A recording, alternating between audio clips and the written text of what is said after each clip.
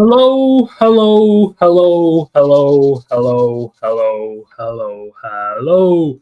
How's it going, people? Welcome to stream. Welcome, welcome, welcome, welcome. Hope everyone's got a fantastic day. Everyone's feeling fantastically well. It is the 13th of August. And of course, Arsenal. Well, it is what it is, I guess, with Arsenal. They still are not doing much. It's still quite silent. Zinchenko has spoken, which is quite interesting because he has said some stuff. But ultimately, yeah, Arsenal leave it for the late once again. Whether it materializes, whether it's going to be a good move, time only will tell. Apparently, Porto wants Zinchenko. We're going to talk about that. Obviously, there's still lots of unknown regarding Arsenal chances, but we're going to get into all that quite quickly. So, if you're excited about today's stream, smash the likes thumb button, caress it, smash it, destroy it, all that good stuff. Subscribe if you are new around here. And of course, leave your thoughts down in the live chat so we can tackle them. We can discuss them. So we'll see where this goes from there, of course. But yeah, obviously at the moment as well, Super Cup final is happening. PSG are playing Spurs. I'm genuinely praying that PSG wins this. I'm not gonna lie.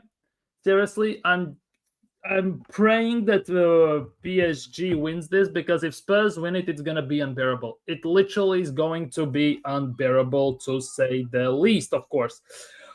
Besides that, there are still some stuff to talk about because Arsenal are Arsenal and all these things. But yeah, it's not looking good. It's not looking good. I'm not gonna lie. Obviously, Eze is the big talking point at the moment because Spurs want Eze, Arsenal want Eze. Arsenal apparently have the groundwork done. We are not just paying money. We can't even put a bid in. At the same time, yeah, how long is gonna Eze wait? That is also a big question. How long will Eberechi Eze wait? Because the big thing about this is at some point he's gonna have enough. Because if Newcastle or Liverpool, especially Liverpool in this regard, get Gehi, it's going to be harder to get Eze potentially, because they will not want to lose every single their best player in one window. On top of that, Spurs have the money. They can pay the money. And if they put in the proper bid, he might say, well, the hell with the wait. I'm sick and tired of the fact that I have to wait, sit tight, patient, and everything. I am in unknown territory, basically. He can go to Spurs. He literally can go to Spurs. He would start there as well almost every single game, pretty much. They need desperately Maddison's replacement. And let's be real, Eze would fit that to a T to some extent. So there are lots of worries regarding Arsenal currently because, yes, on paper, we have signed 6 players. That is only on paper. But when you look closer to those names, it's not as exciting as if you look at the forefront. Let's be real. It is not as exciting. Big up, BBK. Big up. Thank you for the like and everything. Go subscribe to BBK Sports. Top Arsenal fan. Says it as it is and calls things out as it is as well. Game just started in the Super Cup. 0-0 for now. 2 minutes in. So let's hope PSG can score quickly. Big up, Dio. Big up, Dio. And thank you, Dio, for the intro video you made for me. The both of them, to be honest. He has made 2. I showed the one in the beginning of the stream. If you missed it, I can run it once again. Just serious talk. I can run it once again. If you missed it, we can look at it at that regard. But thank you. But yeah, I'll be shocked if everyone seriously wants Zinchenko, to be honest. I would be as well. Because as I'm sitting here, I'm thinking about this stuff. Nothing gives me that confidence that something actually could happen. That is the biggest issue. Nothing is giving me the confidence that something could happen. And that is a big worry. And I'm not talking about Zinchenko. I'm talking about Nelson. I'm talking about, what's its face? Lokonga and the rest of them, man. Vieira as well. I am not too sure what is going to happen in that regard. It's a big mystery to some extent. But yeah, according to Sam C, this guy. According to this guy from Independent and all this stuff, Porto apparently are showing interest in Arsenal's defender Oleksandr Zinchenko, who obviously there have been reports suggesting that he is willing to basically see out his contract. There have been those talks today. At the same time, there are apparently talks that he is also open to the move. So how much would they offer? That is the big thing. How much Porto would be willing to offer for Zinchenko? That for me now is the other big question, because we have seen the rumors that AC Milan offered 15 million euros. Fenerbahce apparently, obviously, it looks like that is BS, but they offered around 10 million euros. So the question is how? Who is going to offer that? Who is going to offer more? Literally, who is going to offer more? Who is going to offer anything for Zinchenko? 150 grand a week. Who is taking up that? Who is taking up that? That for me is the big question. Obviously, there's no shadow of a doubt that we should sell him. We must sell him if we want to sign someone. At the same time, who is going to take him? Who wants any of our players?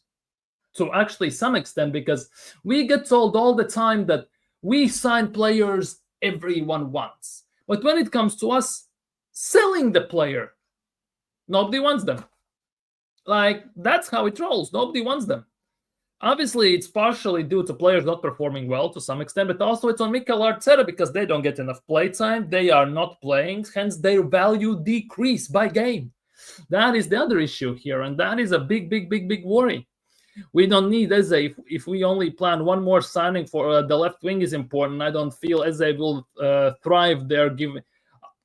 Big up most wanted. I don't think Eze is a left winger as well. He won't thrive there. If we sign him and he starts at number 10, all good. But I don't see that happening as well, unfortunately. Give me Yildiz. I would love to have Yildiz. Yildiz, Conceição, Paixão, although Paixão just moved to Marseille for 30 million euros. So another market opportunity missed. Let's just put it that way. But yeah, Yildiz, who else is there? Who I just named? Conceição, that also would be on the list. Obviously, Rodrigo, but let's be real, that is never happening. Who else is there on the left wing we could actually explore, as they like to say? There were some talks about Gordon, right? But I don't see that happening as well. There are options. There are options for the left wing. There's also that Yermay guy. I don't think he moved from Secunda as well, from Deportivo. I think was it that Yermay guy? I think it was. Like, there were options, and we just didn't use them. We literally didn't use them. Lookman as well, by the way, on top of all that. Until we make sales, there's no chance of getting Eze or anyone. Let's be real, to the matter of fact. Even if there is money in the bank, the club don't run on. They don't run risks like that. Yeah, we played safe. We always played safe. We are one of those clubs that played safe every single time. We don't take risks. Obviously, signing Havertz, Madueke, Sterling, and all these guys you can basically name. Those are risks. Let's be real. In Mikel Arteta's eyes, those are not risks. Those are calculated signings and all this stuff and everything, right? But at the end of the day, we don't take risks. Our club doesn't take risks overall. Like, serious talk. I'm like, it's kind of confusing because we played safe. We hold on to these FFP, PSRs, NFTs, XGP, and all these thriller abbreviations and all this stuff. Like, it's the Holy Bible. Like, it's something we should follow, like, straight on. Other teams play jump rope with it. They're up, they're down, they're playing with it. Arsenal just hold on tight for their life. And that is, as to some extent, as safe as it sounds, sometimes it's the worst thing you can do. Let's just put it that way. Rules are sometimes also meant to be broken. Let's just put it that way. Big up Dio, big up Dio. Thank you for the intro and everything. I didn't play the other one. I'm probably on the next stream. Just rewind it and watch the intro. Big up. Yeah. So, yeah, big up to Dio. Big up Dio for that intro. If you haven't seen it, I can play it again, by the way. I'm going to play it again because I don't think everyone...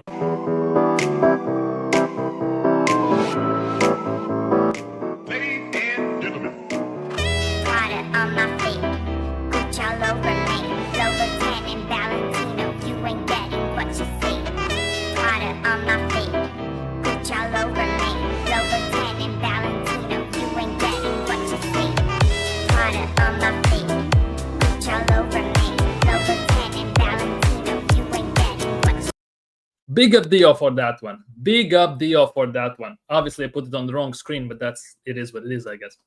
But yeah, Dio did a nice one. Dio literally made a fantastic intro. Fantastic intro. I have another one as well, but I think I'm going to leave it as a surprise.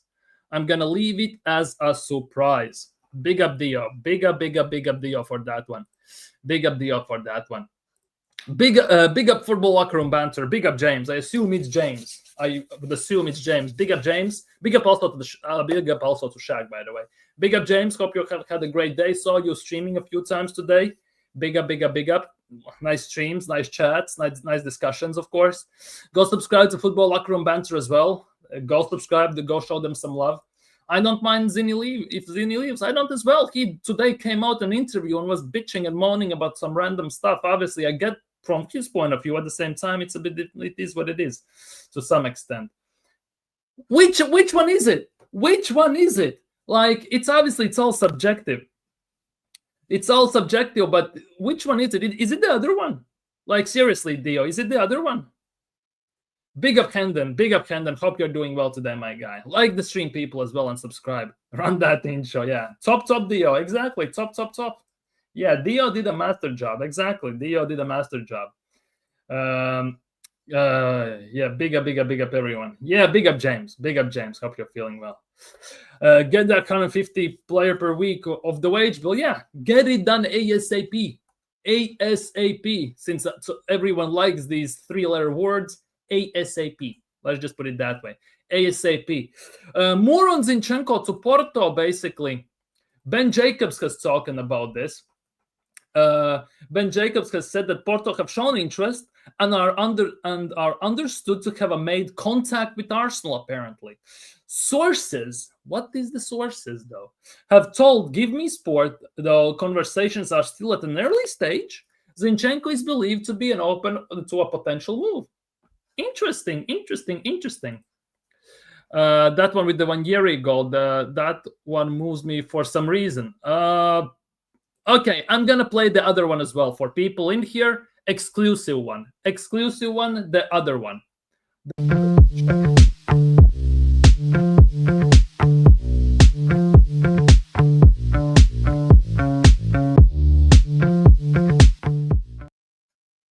Yeah, that's the other one. That is the other one, basically. Yeah, the 1 year one. I don't know. Then 1 year. I like the 1 year one. Don't get me wrong. I like the 1 year one, but I don't know. Like, I know it's like it's very subjective opinion in those regards. It's basically in terms of preference, what people like. And I don't know. For me, these two kind of hit home more a bit. Hit home much more. I'm not gonna lie. Hit home more. Let's just hope this Porto interest is real. Yeah, to be honest, yeah. Let's just hope this Porto interest actually leads to something. Let's just hope it is real, it is not fake, and we actually sell him somehow. Because we need to get players off the wage bill ASAP, and we need to do it like right now. There is no other excuses. There's no other reasonings behind this, because we need to move. We need to move 100%. We need to move ASAP, and it's a very big worry that we are literally 3 weeks away from window closing and we haven't sold anyone. We literally have not sold anyone this window. Savage was sold already last summer with obligation to buy. We terminated the contract of what's its face, Tomiyasu, injury Yasu. Oh, we sold Marquinhos for 2-3 million. That's genuinely well money spent. 2-3 million for Marquinhos. That's about it. That's literally about it. And besides that, we have done nothing. We literally have done nothing. It's a big worry because it's very, very grave radio silent on the front of sales. And that for me is a big worry, and hence why the title, Arsenal leaving it late again. We are talking about sales and you're talking about signings as well. It goes both ways. Pause. And all this stuff. Like, it's a big worry because we are in this spot where it looks like the signings basically are now dependent on sales, and it's not looking great. It literally is not looking great. Big up YouTube Senses. Hope you're doing well today. As the old catchphrase they used to say in the old Dad's Army comedy back in 1970s used to say, "Don't panic, don't panic." Yeah, basically, don't panic. Yeah. Would Trossard be getting sold right now if he didn't get injured? Probably there would be something about that, because the nuts part is Arsenal have about 6 players they should be selling right now, all right? Lokonga, Vieira, Zinchenko, Nelson. Who am I missing here? Technically, you can add Kivior to the list, and someone else there was, right? 6 players. And the nuts part is the only players that are even on a rumor level linked with being sold, i.e. Trossard, Zinchenko, and Kivior, are the ones I actually don't mind if they stay to some extent. I actually don't. Because Zinchenko is a bit different story, but mostly Kivior and Trossard, those guys, I don't mind if they stay. I'm more worried about Martinelli, for example. Left center back situation. Yes, we have Mosquera there. We can play Calafiori there, but to some extent, Kivior is proven. The rest of them are a bit unproven. Let's be real. So, in those terms, actually, other teams are interested in players that actually I don't mind if they stay to some extent. Big up, AJ. Hope you're doing well today, my guy. Hope Wednesday is treating you well. Big up, people. Like and subscribe, as AJ is saying. Big up. 13 likes. Damn, 13 likes. Big up, people. If we can push it up to 20, I will be forever grateful, my God, my people. It's kind of mad that you always remember Lokonga, you know. I forget him most of the time. Yeah, it's actually the kind of nuts, to be honest. It's weird. Like, I remember Lokonga mostly because his contract was running out this summer, and we decided ourselves as Arsenal Football Club to take that 1-year option and extend his deal. Like, let's be real, he's not going to get game time unless he gets super lucky, or it's literally like Bradford City in Carabao Cup's first round, something like that. Like, Lokonga is not going to play.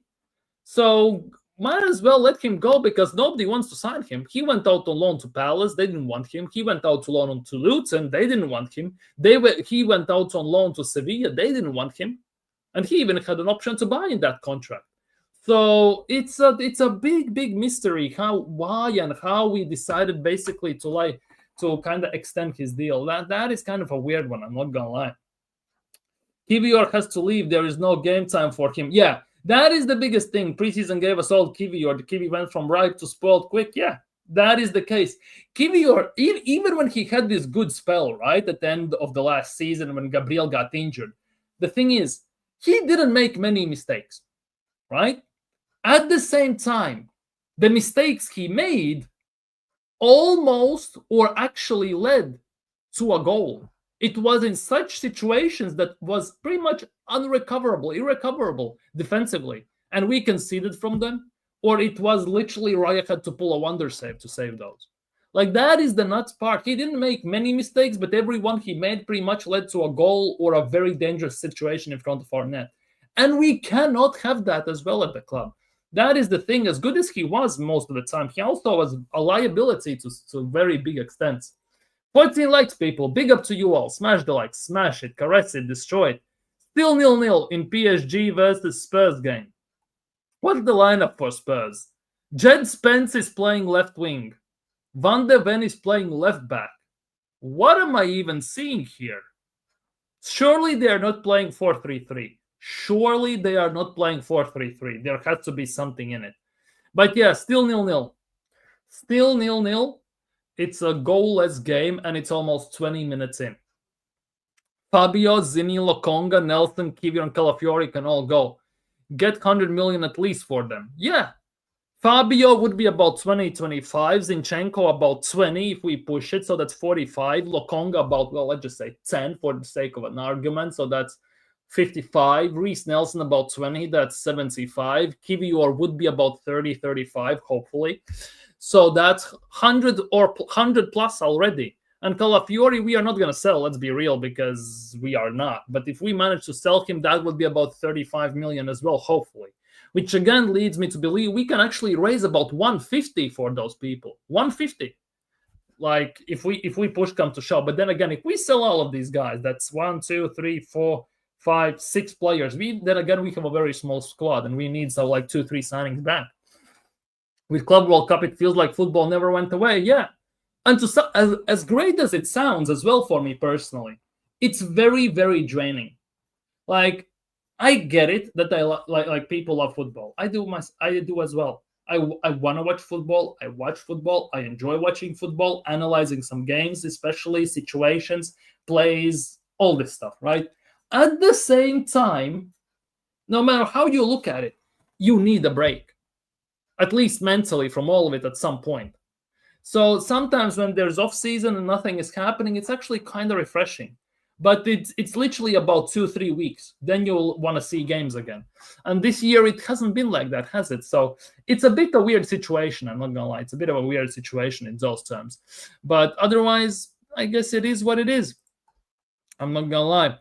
Yeah, Zinchenko has spoken on certain situations and everything, but we need to talk about Eberechieze. We need to talk about Eberechieze, people, because that is something that I don't even know what to say, because we get literally contradicting reports daily. Let's be real. And the latest on Eberechieze has been that Eberechieze was being looked at when there was a possibility of Ethan Vandieri leaving. He signs his new contract, and Eze is less pressing concern. The left side is an area that Arsenal are thinking as a priority, but that would take departure. So all of a sudden, Vandieri signing a new deal is the reason why we are not getting Eze. Even though we got told, first things first, Madueke is separate deal from Eze. We are here. Vandieri signing puts Eze on hold to some extent, and that's why it's stalling. So here we are. All of a sudden, despite the fact that it was a separate deal, we need to sell players to buy Eze. And Fabrizio Romano came out today and said that Arsenal have laid the groundwork for Eze. Eze would be willing to join Arsenal. However, Arsenal need to sell. And he's also waiting to Arsenal, of course. But then again, Spurs. How long is Eze going to wait for Arsenal? At some point, especially since this is World Cup year. Let's not forget that, people. World Cup year. Well, next year, but you'll get what I mean. He will want to play. He will want starting minutes. He will want to prove himself. So Thomas Tuchel takes him to the World Cup. He will want to prove himself, wouldn't he? So to some extent, it's a very, very delicate situation, because as much as Eze is an Arsenal man, if, for example, let's just say tomorrow, hypotheticals, since Top Gunners like hypotheticals, Spurs go to Palace and say, here are 68 million, we are taking Eze. What will Arsenal do then? Will they let him go? Will they match the offer? Or what's going to happen? Because if Arsenal match the offer, I'm quite certain that Eze is picking Arsenal, right? I'm quite certain about that. I'm not going to lie. The thing is, if we let him go, the flashback, the meltdown from Arsenal's fan base will be immense, especially just before United game. It will be insane. Including myself, I will be pissed off to my core as well. Because all this summer, Rodrigo is number one target. And we get Madueke. We use Rodrigo as a smokescreen for Madueke. Isak is the number one target. We get Gyökeres. Okay, I'm not complaining about that one. I'm not going to lie. And it's always like that. All the time. Every single summer, there are smokescreens for something and we get someone worse. What will Arsenal do if actually Spurs get proactive? They actually do something. They put in a bid. Because let's not forget, people, it's been a month, if not more, since we have been linked with Eze. We are talked about Eze every single day, and we still to this day have not put in a single bid for Eze. To this day, we haven't done that. So the big question is, why?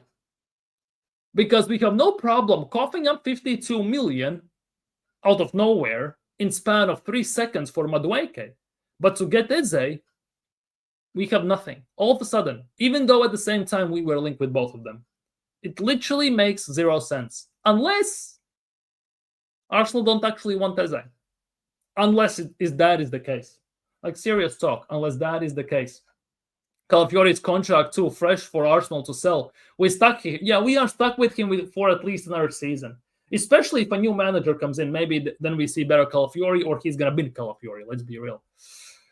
Big up Eros, Benteke music in the building. Big up Eros and DC United muggles who are shooting blanks. Love the reports. I do too. Like and subscribe, people, by the way. Like the stream and subscribe if you're new. I can't believe they are using Wanjeri as the reason not to get Eze. Exactly. That is the sickening part in all of this.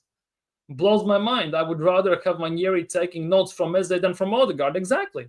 Especially after last year when it got reported that Odegaard has taken Wanjeri under his wing, teaching him his tricks and tactics and system and all this stuff.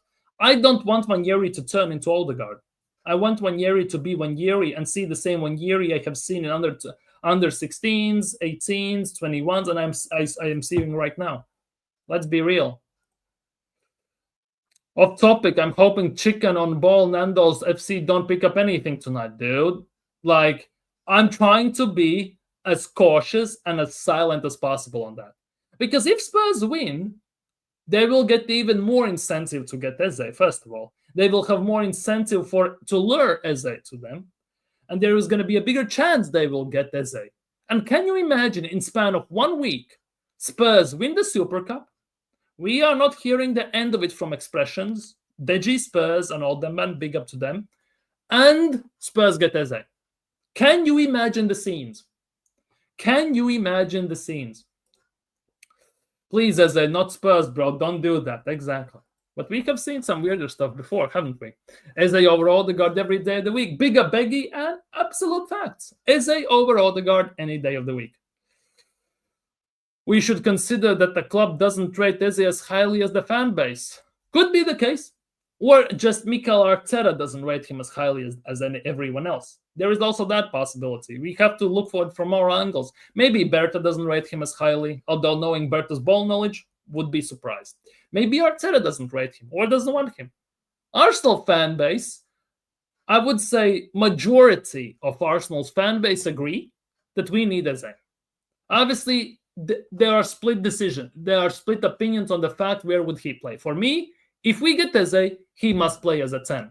Then again, Arteta must drop his golden child, Odegaard, right? If we sign him to play left wing, I rather pay 68 million for another left, like a proper left winger, not Eze, not a makeshift type of player. I'm gonna be honest. Super Cup final is a bit of a bore so far. Well, could you blame it?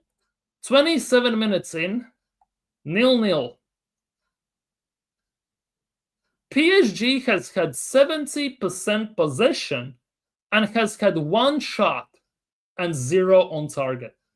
Meanwhile, Spurs, with 30% possession, has had 5 shots, 1 on target. Holy crap, that sounds like a hell of a boring Super Cup, I'm not gonna lie.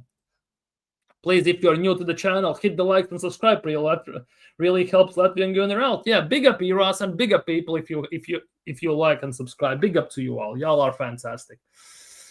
A lot of PR with Eze to Arsenal. I remember early on the window, he and Saka pictures together at F1. Yeah. And the nuts part is, when there are these, let's just say, links to Arsenal, and Arsenal don't act whatsoever for over a month, right? The louder these rumors get, the less of a chance, usually, knowing Arsenal, is that we are going to get the player. Because we have seen it before, people, as well. The more it gets talked about in social media, the less of a chance it is that we're going to get him. And that is one of the biggest worries at the moment.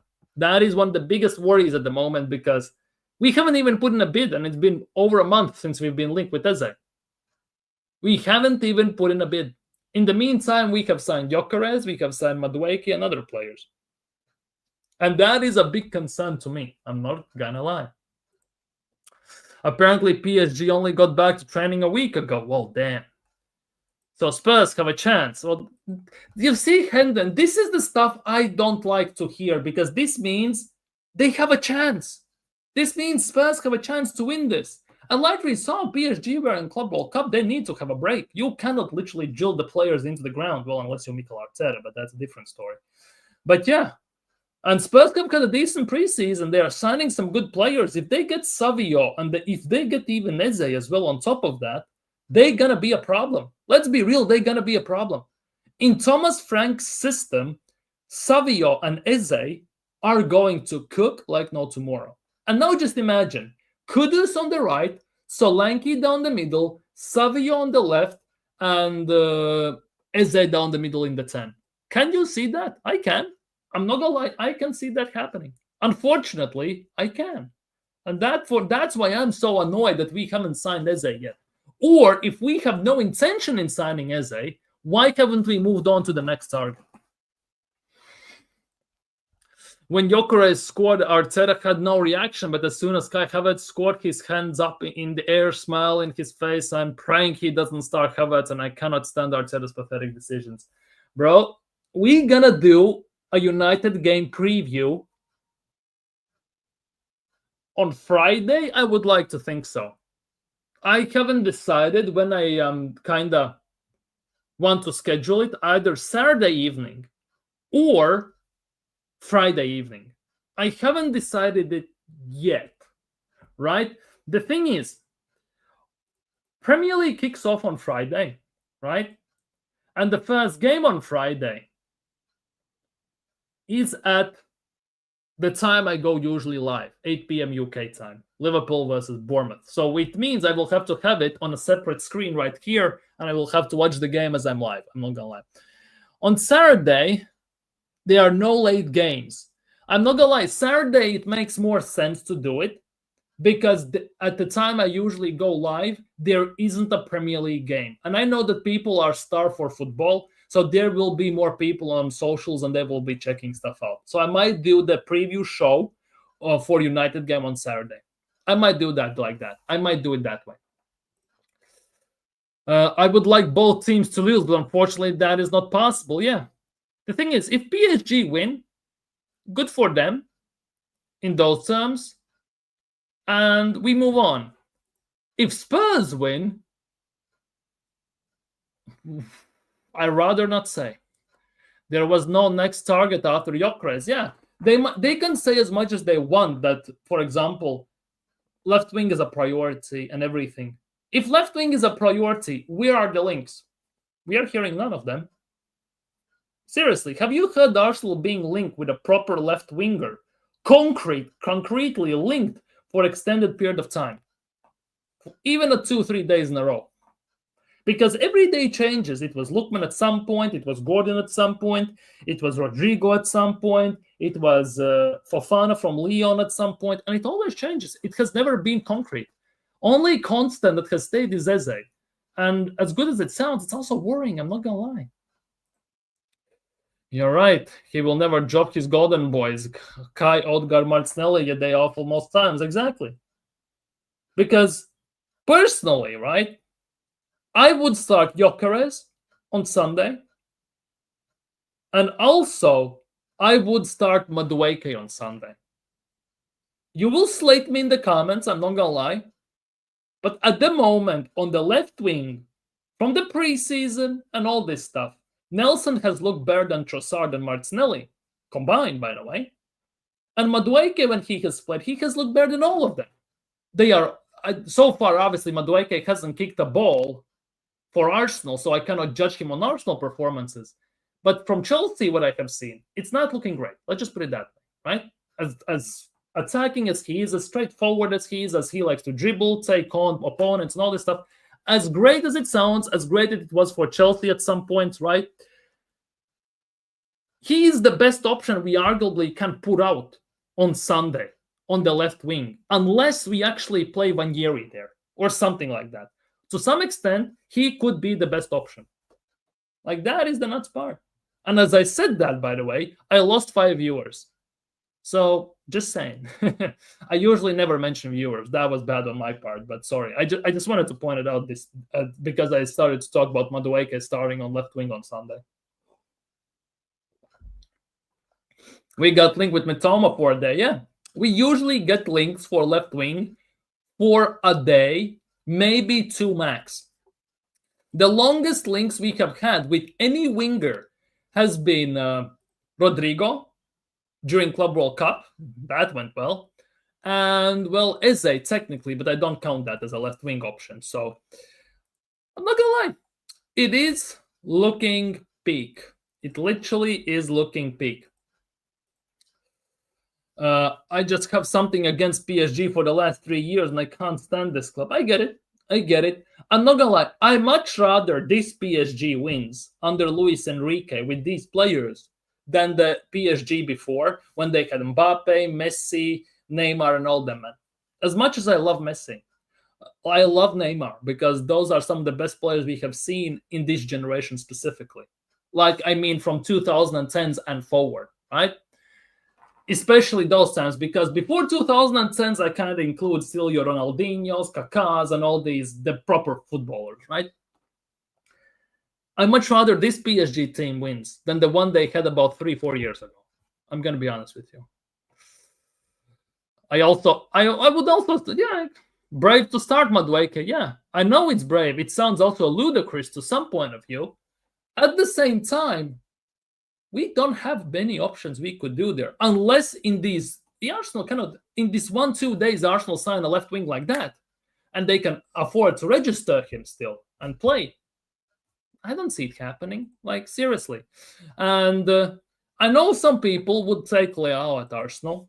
I know some people would take Rafa Leao at Arsenal, right? We have spoken about this. There's nothing new about that, but it's not going to happen, people.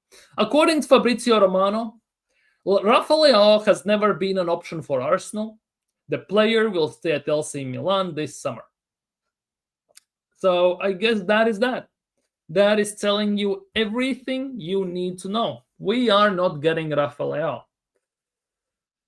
I don't mind current PSG team. Seems much more organic a team than the Messi, Neymar, Mbappe mess. Exactly. It looks much more fluid, much more interesting, much more dynamic, much more eye-pleasing, let's just put it that way.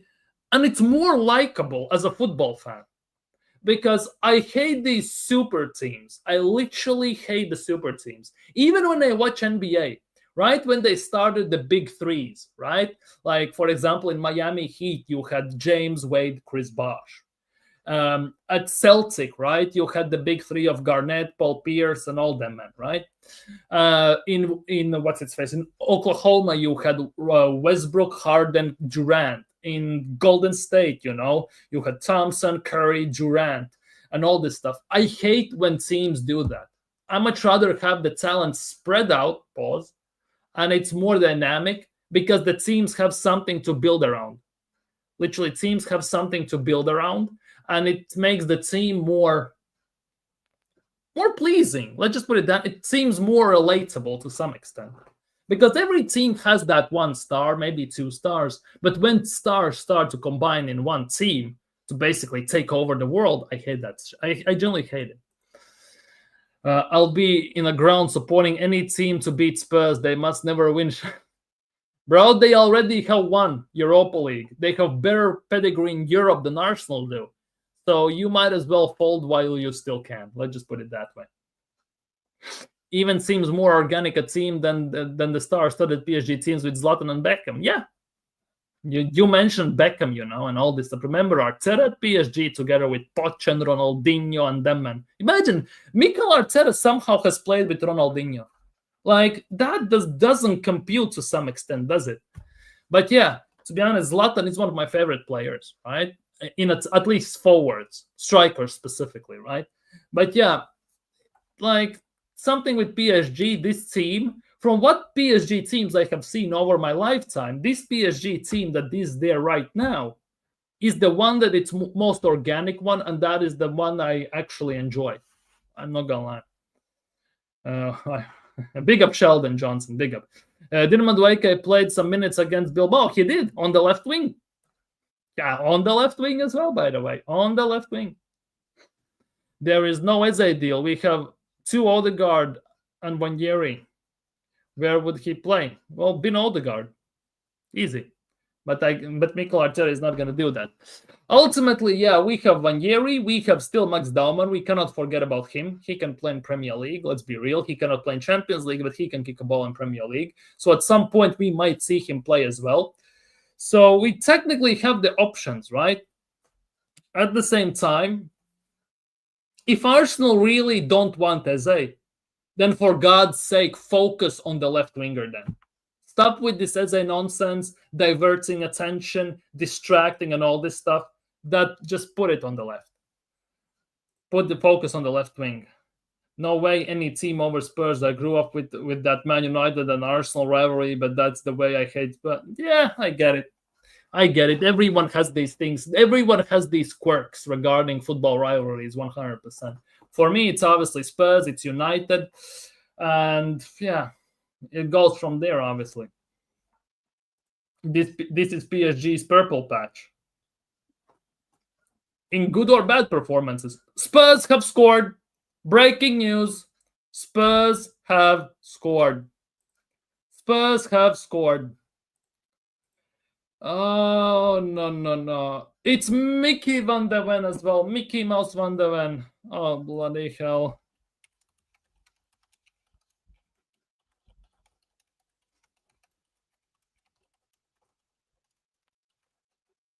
Oh my goodness gracious. Oh my goodness gracious. Oh. So, who's excited? 1-0, yeah. For fuck's sake. 100% we should get a left winger defense, and this says I think need to stop. Yeah, I get it. I am totally with you on this. Because if we sign Eze, unless we play him in the 10, and Odegaard, let's just say, plays in the 8 or something like that, kind of makes no sense. I get it that he can do the job on the left wing, but we are way past the situation that we should sign starting caliber players of he can do the job situation going on. We should start starters. We should start winners. We should start proven players.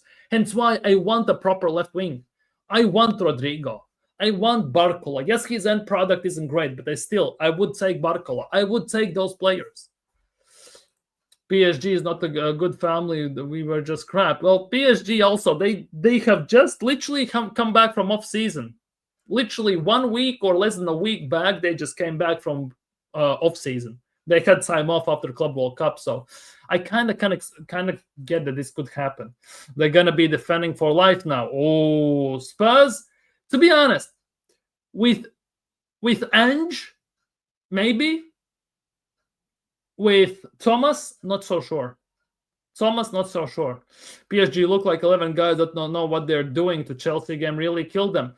I think they just drained after all the season, winning the treble, by the way. They won the treble last season. I think they're mentally just drained. Like winning Champions League, Ligue 1, Copa de France, and all this stuff. I think they're mentally just drained. They just don't have the mental power just to push through it and win even in Club World Cup and everything. And we are seeing obviously the what's its face, the consequences of that right now that they have dropped off a bit. We will see that, and I think they will struggle in the beginning part of the season. They will struggle until they again kick into gear. But at the same time, PSG had last season the same start as well. We beat them at Emirates 2-0. Quite convincingly, mind you. Yes, they didn't have Dembele and Kvaratskhelia. At the same time, we beat them hella convincingly at the time. They had very rough start. They made it into Champions League round of 16. Like 15, 16 plays, they almost got eliminated instantly. Which again shows me that they usually also have the slow starts of the season. And then they pick up the pace when it matters.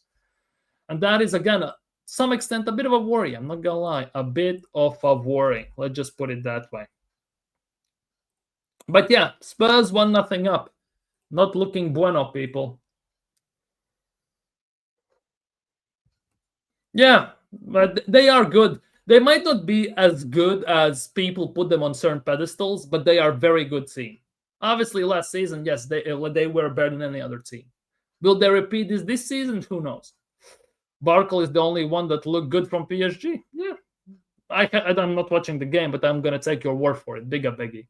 If Spurs win tonight, we're going to be cooked. And remember, it will be 2 trophies they have that we don't. Sorry. In other words, we're left. Yeah. And let's be real. This is the first official game for Thomas Frank as the Spurs manager. First official competitive game as the Spurs manager. And can you imagine if he wins the Super Cup?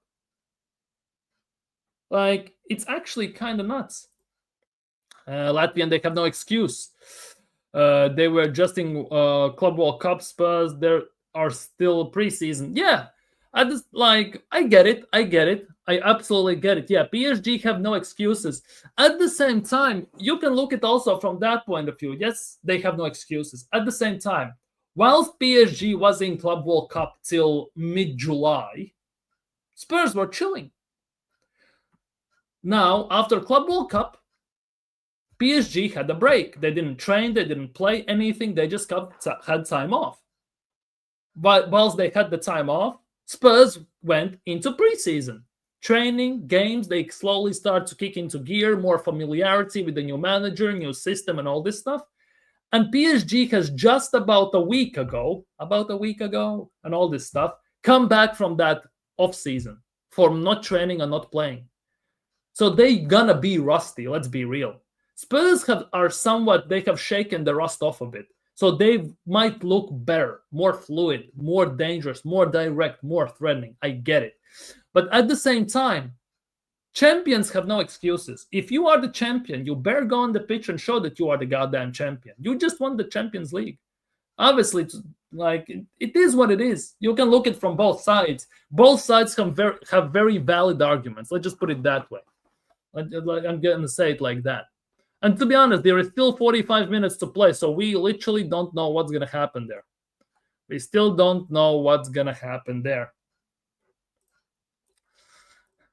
I hate myself for saying I want Spurs to beat them and shows how crap Arteta is. I get it. I absolutely get it. Because if Spurs win, first things first, it's going to show that it doesn't take time to win trophies, as top Gunners pedal out every single second. It's also going to show that, well, it is possible with a new manager to win as well. It doesn't take process, it doesn't take time and everything. So, and plus, it's again, as I said, the first official game for Thomas Frank as the manager of Spurs. First official competitive game, and going into halftime, it looks like they're going to be 1-0 up. That is painful to see. I'm not going to lie. Nah, Sheldon, never. Obviously, nobody's ever going to admit it. And nobody's ever going to be supporting Spurs from Arsenal's point of view. Well, unless you're technically AFTV. Because that game when Spurs played City and Son was in one-on-one, they were pretty much sitting in Spurs shirts and screaming for Son to score. Let's not forget that one. But that's a bit different story, different circumstances and all this stuff, right? But I would never support Spurs in that interest, on those terms, right? At the same time, well, it is what it is.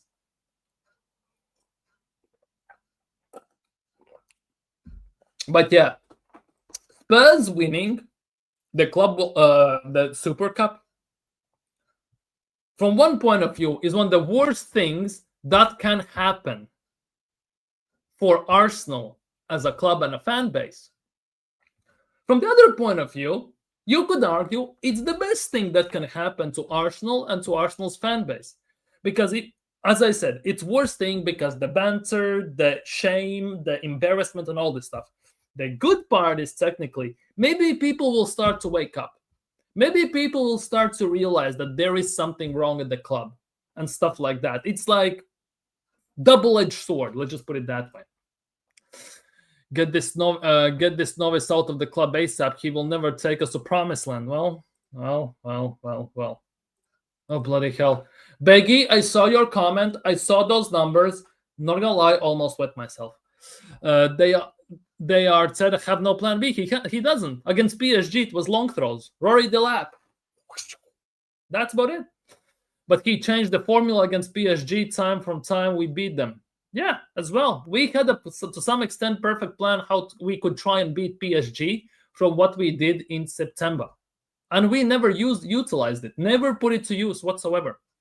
I'm not supporting Tottenham. And yeah, I get it. I'm not saying you are supporting Tottenham. You are supporting Arsenal.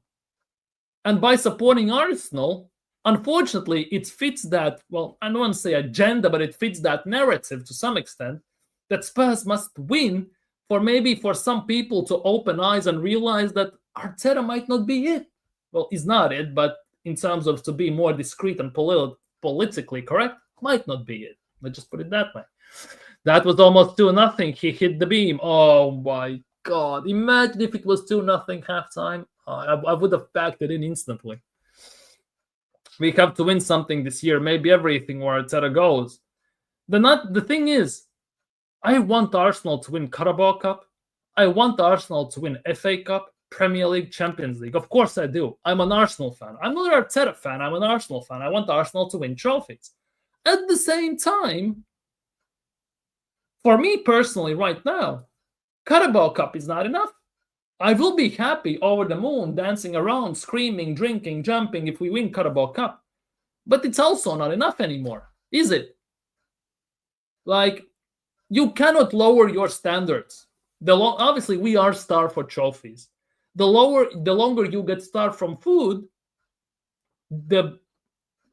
your basically your standards drop of what you like and don't like to eat. Because maybe on the first day, let's just say broccoli is you hate broccoli, right? First day, yuck, broccoli. Third day, broccoli, nah. When it gets to 5th, 6th day, and you haven't eaten anything, right? You see the broccoli? Oh, broccoli, let's have that.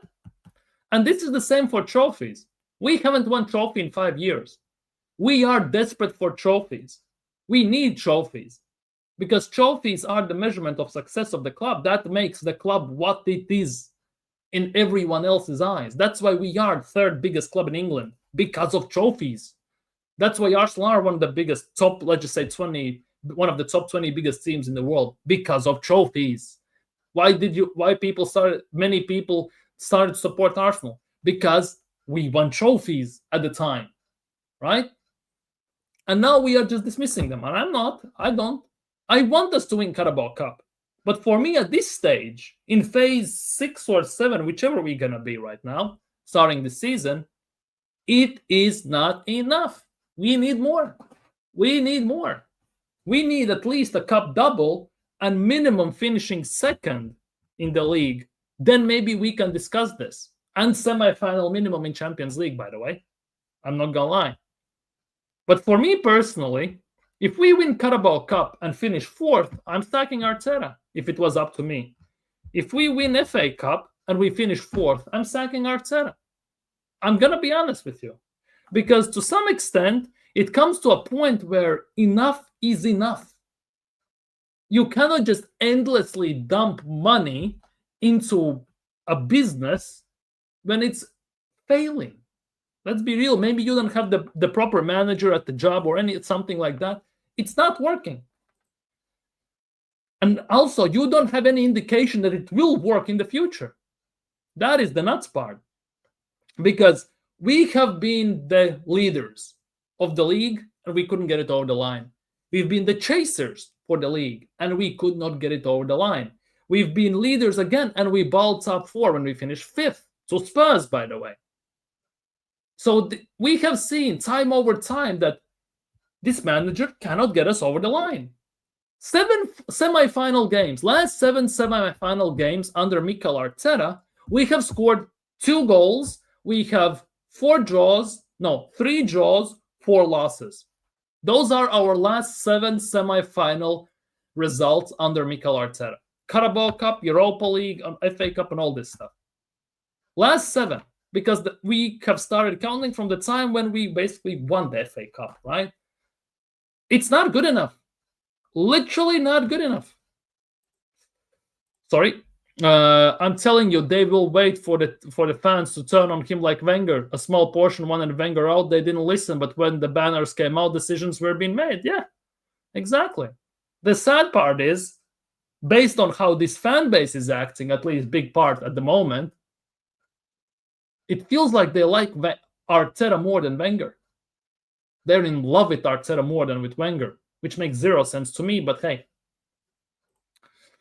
I don't just want us to be a good team. I want to see if Odegaard got hairy armpits.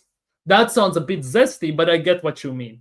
Out of context, it sounds hella zesty. I'm not going to lie. But I get what you mean. I want to see at the end of the season doing this. Seeing the armpits, seeing the trophy, seeing everyone smile. I swear to God, Aubameyang breaking that FA Cup trophy in 1920 season has put some sort of a curse on us. I see us winning the Carabao Cup, and that would give Arteta, I don't know, 5 years more. Bloody hell, like, no. They just don't do that. Genuinely don't do that. Imagine Arteta wins Carabao Cup, he gets a new 5-year deal on about 25 mil a year. Like, it makes no sense. It literally makes no sense. But then again, when we speak about Arsenal, if it makes sense, Arsenal won't do it. Like, we know how this rolls, how Arsenal roll in these situations. That Leicester season should have been ours. Yes, we were the only team that season who beat Leicester City home and away.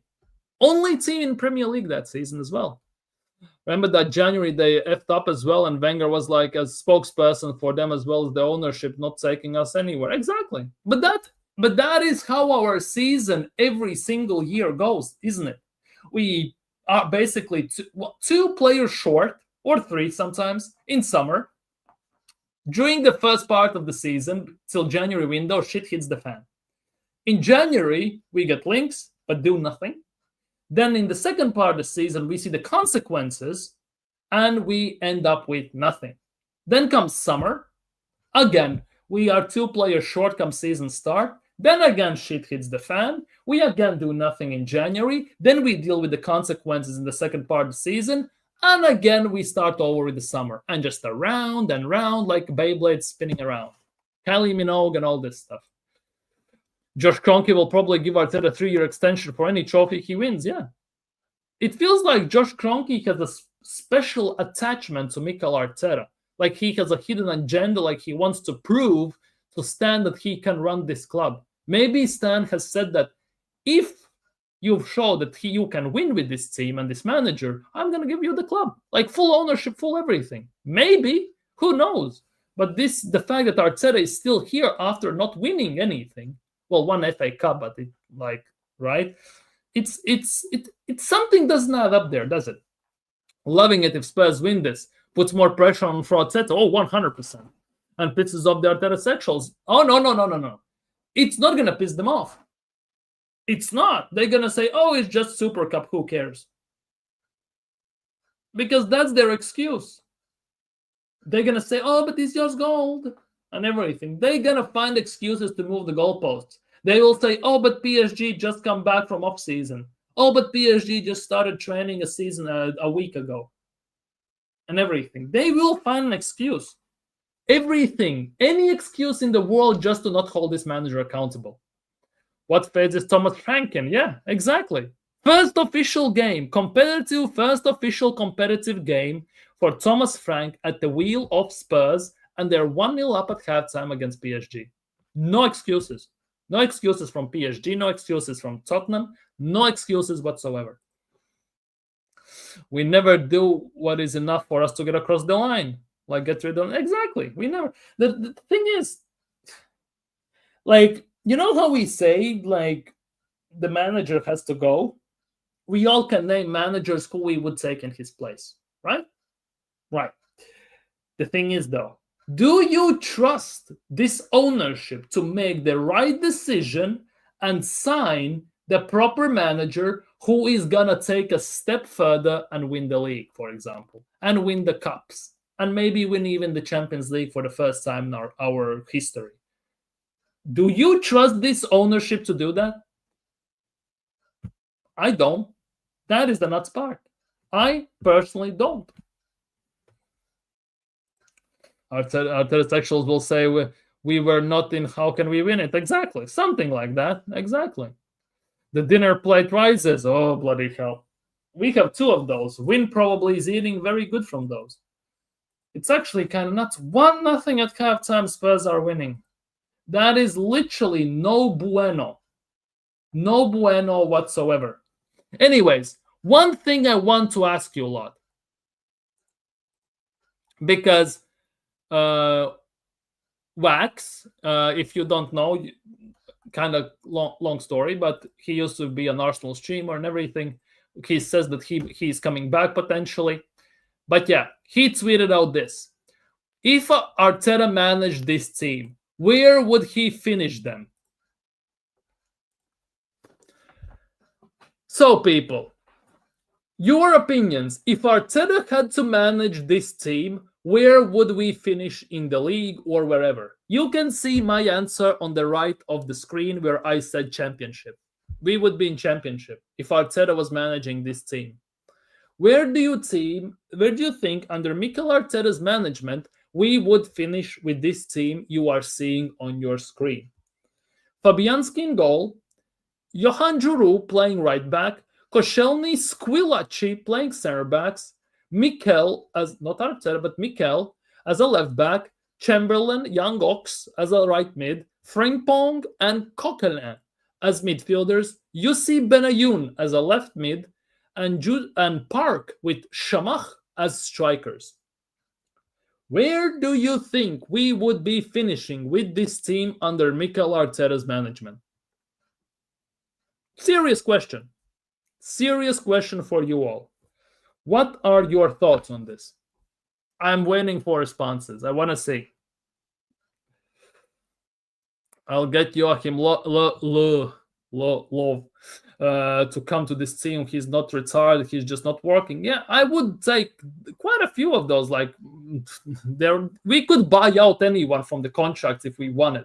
If we wanted to buy them out, we just don't. Like, that is the nuts part. We pretty much can double or triple almost any manager's wages in the world.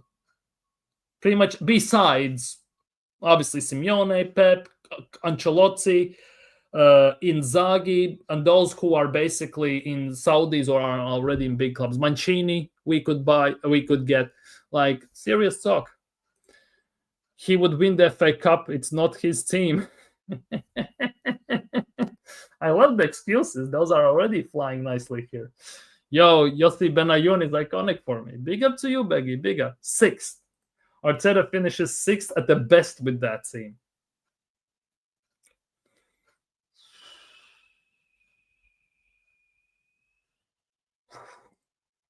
I'll be surprised if we are not relegated with that team with Arteta. Exactly. Can you imagine these players playing possession-based U-shaped type of controlling football? These players, like, imagine the football style we have right now, and now picture these players doing that. I literally would go blind. Squillaci would be our Gabriel. Koscielny would be our Saliba. Mikel is our, Skelly? Giroud is our Timba. Chamberlain is our Saka. Frimpong is most likely our Zubimendi. Coquelin is our Rice. Benayoun is our, Odegaard or Martinelli. Shamach is our, at the moment, Gyökeres. Havertz, let's just say Havertz. And Park is our Odegaard. Like, Shamach is our Havertz. Exactly, Shamach is our Havertz. Lol, the OG Frimpong, only real ones know bench. Yep. Giroud is in the starting lineup. Flashbacks hitting when I went. Big up to you, by the way. Big up to you. It's actually nuts. Like, if you think about it, how Arsene Wenger managed to beat Real Madrid at Bernabeu with Senderos as a center back, Flamini as a left back or number 6 or something like that. Having those type of players and then some proper players in the midst of things, it's actually kind of nuts. Big up, Marlon. Hope you're doing well. In this team, he would be kicked out by the players. To be honest, I can see that. Potentially that would be the case. But yeah, this team is actually kind of insane.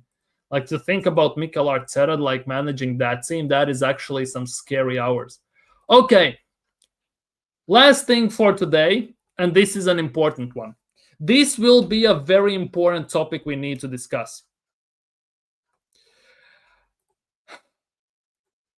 And this is serious because there is gonna be no cap regarding this. Newcastle United finished last season with a trophy in Champions League football. There was elation after probably the best year in club's modern history. 3 months on, their supporters are the most pessimistic in the Premier League. Many Chelsea fans spent much of 24-25 dissatisfied with their team's performances. A Club World Cup triumph and a summer transfer window later, and nowhere is there more positive. Welcome to Premier League. Hope-o-meter. Here we go. Hope-o-meter. I'm not making this up. This is by The Athletic, and it's Hope-o-meter. Serious talk, right?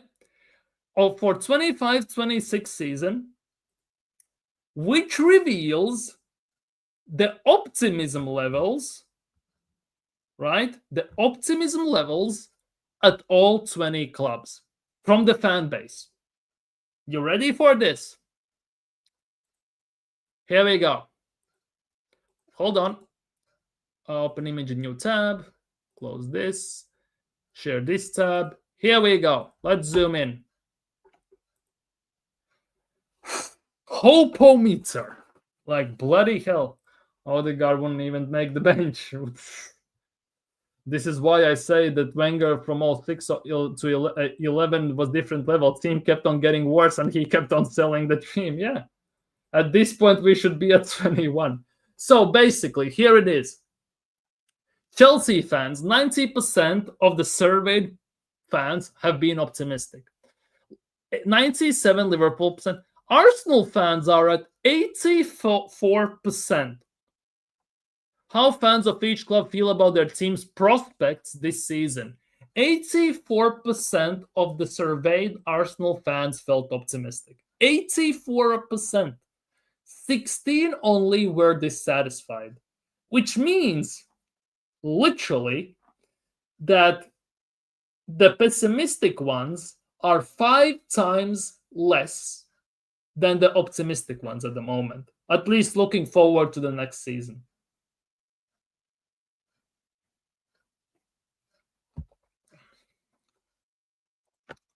There was Newcastle fan on TalkSport saying that Arsenal, Chelsea, Spurs, Liverpool, and United are not allowing them to get players in because the Prem only allowed them to spend. Oh, bloody hell. Oh, bloody hell.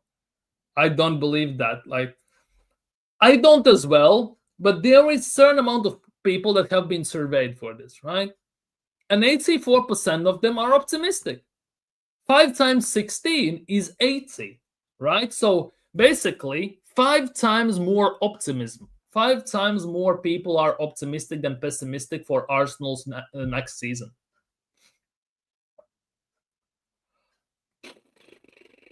It might be long this season. If we lose to United, that 84% is going to drop hard. It will drop hard. 84% is crazy.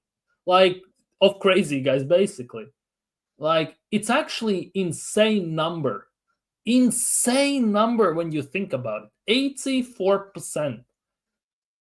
Like, yep, more people are optimistic about our chances than not. Yeah, basically. I get why, but at the same time, I don't. But the fact that this is something called Premier League Hope-o-meter, that is something I have never heard in my life. Premier League Hope-o-meter. Like, what are you hoping on? It's actually wild. Hope-o-meter. Like, according Fabrizio Romano, latest news, according Fabrizio Romano, Pep Guardiola is insisting in internal talks at Manchester City, and I don't want to finish the next sentence, but I have to sign Rodrigo. I think the data is from the AI scrubbing the internet, but it could be because the online fans are insane. This is not real. They're probably interviewing fans like Ty from AFTV. They might have just 2-0 Spurs.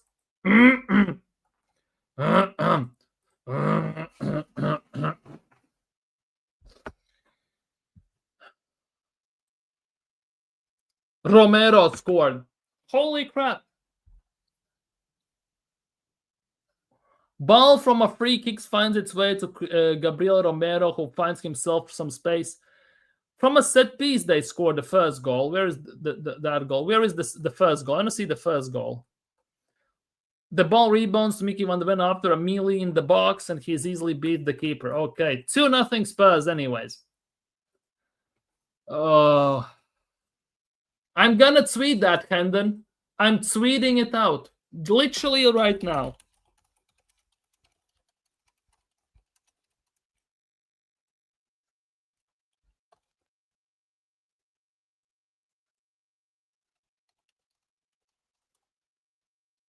Uh, 2-0 Spurs, people. Pep really said if you can't beat them, buy them. Well, seems like his signature move.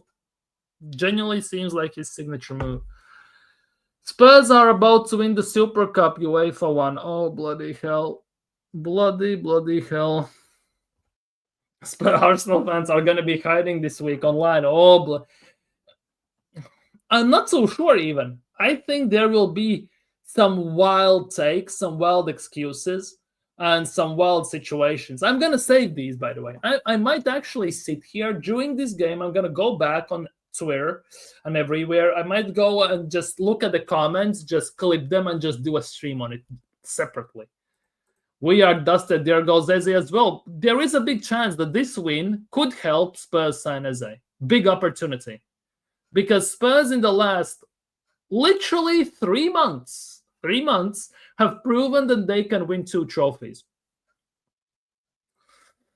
Big up Dre. Just watching the game and people needs to be sacked just this for this run. Oh yeah, Arteta needs to go. Like, oh bloody hell. Oh. Thank God I am in no group chats on WhatsApp with any Spurs fans. Thank God. Literally, thank God. But I can guarantee you, I haven't been on WhatsApp as of yet, but I'm going to go on it. And all the group chats will be just discussing the Spurs result. And I'm dreading that moment when I step into the chat. I'm not going to lie. But yeah, 2-0. 2-0 Spurs. Yeah, it's going to be end of days. We are done and dusted. We are not even playing, and I'm not mad at Arteta. Exactly. This is how far to some extent Arsenal are not playing. Arteta is not managing at the moment, and we are pissed off. We are pissed off just because we cannot even win a single goddamn trophy in 6 years. But yeah. Anyways, people, if you haven't already, smash the likes and subscribe. I'm going to be signing off. I'm going to catch the second part of the game. Hope you had a good time. Thank you, Dio, once again for the fantastic intro. Going to play it tomorrow, of course, as well. But yeah, y'all have been fantastic. Hopefully you had a great time. Hopefully I'm going to see you all tomorrow as well. Let's see what tomorrow brings, because it's not looking good, bruv. Maybe we can learn from them and get a new coach. I hope Cronkies are watching this, but we know that they're not. They're more worried about LA Rams and Denver Nuggets and all them, man. But yeah, people, for today, I am signing off. Have a great evening. Have a great day tomorrow. Hopefully, going to see you all tomorrow, and hopefully tomorrow brings some positive news. But for today, I am out. Peace.